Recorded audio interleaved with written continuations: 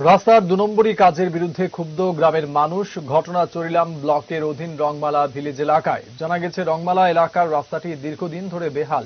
চলাফেরা করতে গিয়ে সমস্যার মধ্যে পড়তে হয়। দীর্ঘদিন ধরে গ্রামের মানুষের দাবি যাতে করে রাস্তাটি সংস্কার করা হয়। সেই দাবি অনুযায়ী শুরু হয় রাস্তা সংস্কারের কাজ, কিন্তু রাস্তাটিতে অত্যন্ত নিম্নমানের কাজ করা হচ্ছে বলে অভিযোগ গ্রামের মানুষের। হালকা বালি আগুনে পুড়িয়ে তার উপর পিচ ঢালাই দিয়ে দেওয়া হচ্ছে। পাথরের কংক্রিটের পরিমাণ একেবারেই কম এবং নিম্নমানের।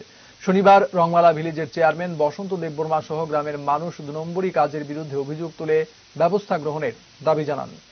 আমরা সরকার নষ্ট হইতেছে এটা পাওয়ার পরে কয়েকজন সিপিএম এর বাহিনীরা এইখানে টাকা নিয়ে খাইয়া আমাদের গ্রামের পিঁপড়ার মাথার উপরে চাপ সৃষ্টি করে। গ্রামবাসীরা আমাদের এখানে আসিয়ে যে রাস্তাটা সুন্দর করে দেওয়ার জন্য অভিযোগ করলে সেই অভিযোগের বাধা দেয় শ্রী বিক্রম দেববর্মা।